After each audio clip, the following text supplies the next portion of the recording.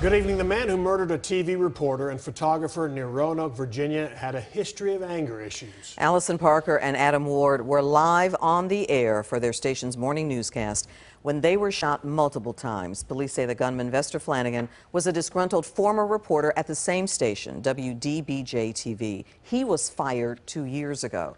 Flanagan apparently recorded the attack and posted it on social media. Police say he shot himself after a brief chase. He later died at the hospital. The murders have left the victim's colleagues and the community in mourning. All there is in our building today is hugging and crying and consoling. Many members of our staff were very close to Allison and Adam, and everybody knew them. They were loved. They were positive people. The woman the television crew was interviewing was also shot. We're told she is expected to recover.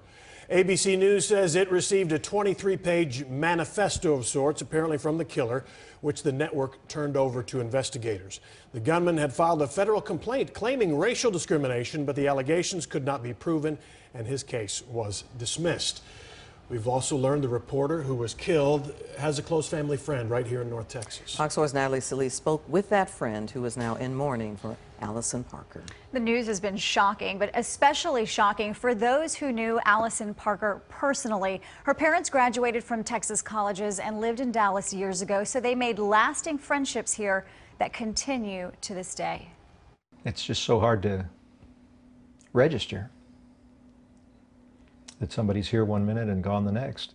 Randy Brooks, friends with Allison Parker's family since the mid-70s. He and her father were singing waiters at a Dallas theater club. He says the Parkers moved before Allison was born, but they kept in touch. He was Facebook friends with Allison and her parents. There are no words. Allison and her family are friends of a number of us in Dallas, where her parents used to live. Brooks posted on Facebook about how he learned of Allison's death on the radio. My first thought was, I know a young reporter over there, but surely not. Then I heard the name. I feel physically ill, and my grief for her parents knows no limits.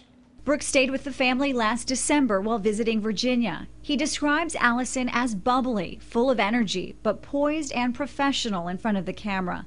Now her murder, a story saturating the internet and social media. He worries how that will add to her parents' grief. Just to see it over and over again on television and recounting the details, and these people are going to have this thrown back in their face for a long time to come.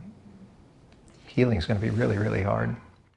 As a father of 2 girls, Brooks takes Allison's death to heart. Thinking that I have a daughter that age. We have a network of friends who all have kids about the same age, and it could be any one of us, and so we all share that horrible, horrible grief. Struggling to find words that offer even a little bit of comfort. I emailed them just to let them know how I felt, and a lot of us have put notes on their Facebook pages for when they're able to look at them, but what do you say? What can you possibly say? Well, Brooks says he doesn't expect an immediate response to that email, knowing just how overwhelmed the Parkers must be today. He says he'd like to attend the funeral services, but in the meantime, he hopes when things calm down, Allison's parents will see all the messages and just know how much support they have from right here in North Texas, and they are certainly going to need it. Heartbreaking. Thanks, Thank you. Thank you. Allison's father, Andy Parker, released a statement saying, "Not hearing her voice again crushes my soul. Our family can only take solace in the fact that although her life was brief, she was so happy with it." As new details emerge about the victims and the killer, we're going to bring you updates on fox4news.com and tonight at 9 and 10.